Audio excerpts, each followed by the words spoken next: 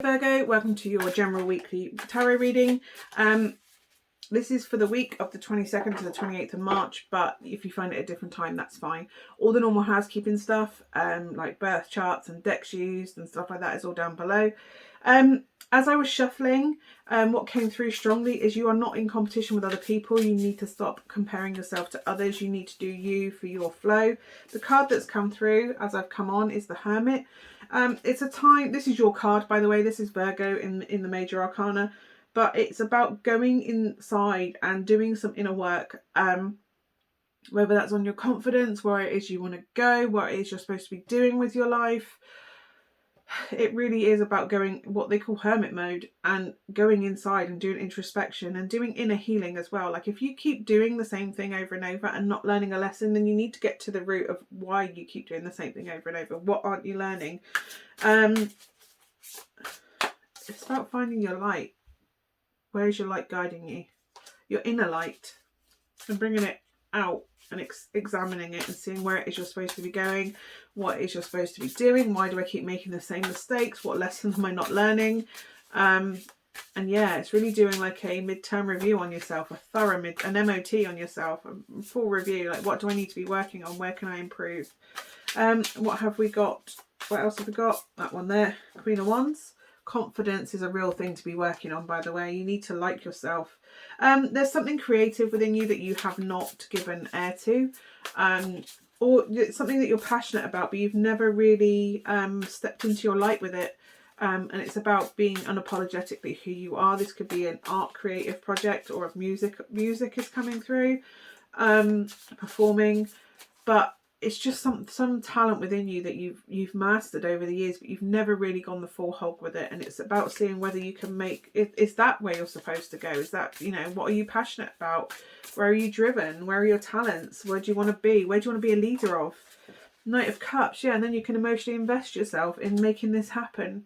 You're willing to do the work. You're capable of doing the work. It's almost like you just need to know where to focus your energy, and you can only do that when you've gone in and got to know yourself, and flaws and all, warts and all. You have to do the shadow work as much as the light work, and only once you've done that and you've come out and you truly know yourself, do you know where you can emotionally invest, whether that's, and even to the point of emotionally investing in another person.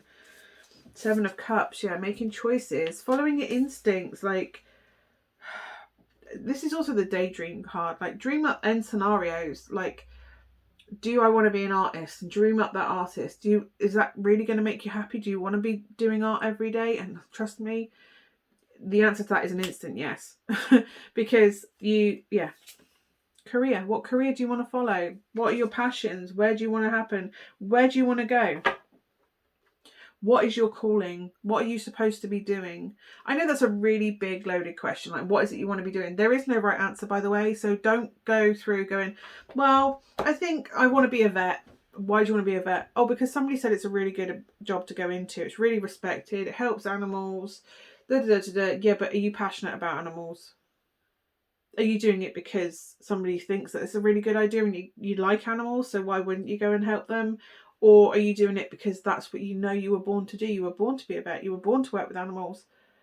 Or is it maybe that, yes, a vet is in that vein, but really you should be a zookeeper, or, you know, are you supposed to be some sort of, what's the word I'm looking for? Conservationist.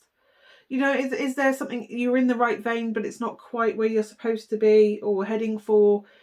You need to find what your niche is and what avenue you want to go down. If you go down the route of vet and you realise I'm supposed to be doing conservation work, that's ideal, because you can take your vet skills and you can go and do conservation work, and use them in that field. But right now you're being called to make a choice. Where do your passions lie?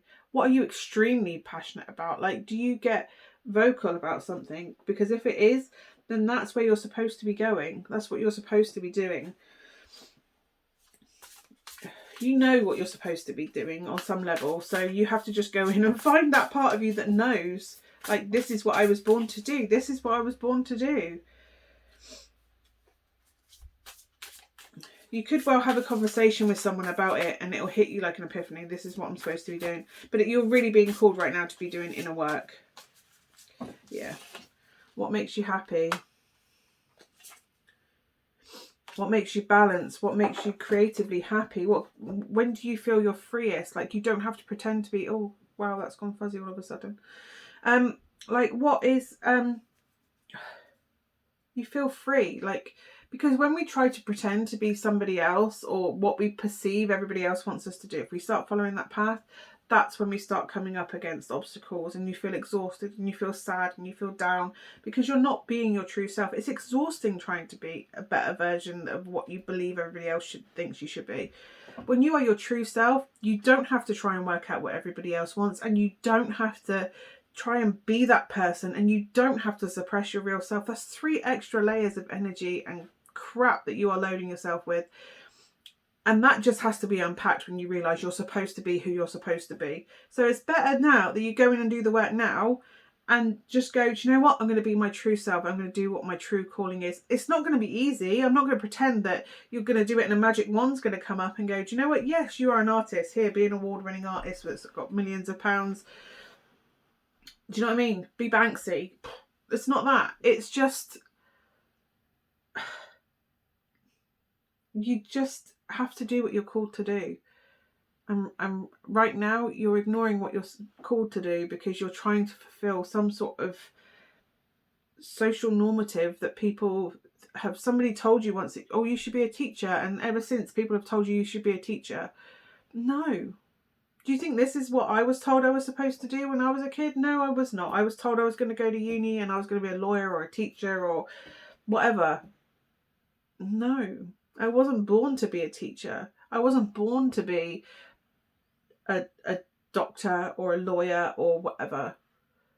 I was born to do what I'm doing right now. So, you know what? I've had journeys along the way, and each time I've tried to follow the wrong thing, I've stumbled. But I can tell you, I can read tarot for hours and hours and hours, and I do not get exhausted. I do not stop losing passion. I don't lose passion for it.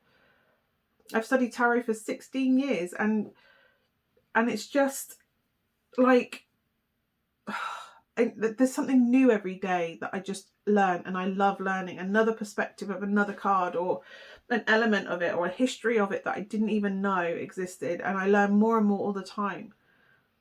And I've been doing it daily, like proper daily, intensive for like 4 years. I'm reading for other people the last couple of years, and I just think, well, why didn't I do it sooner?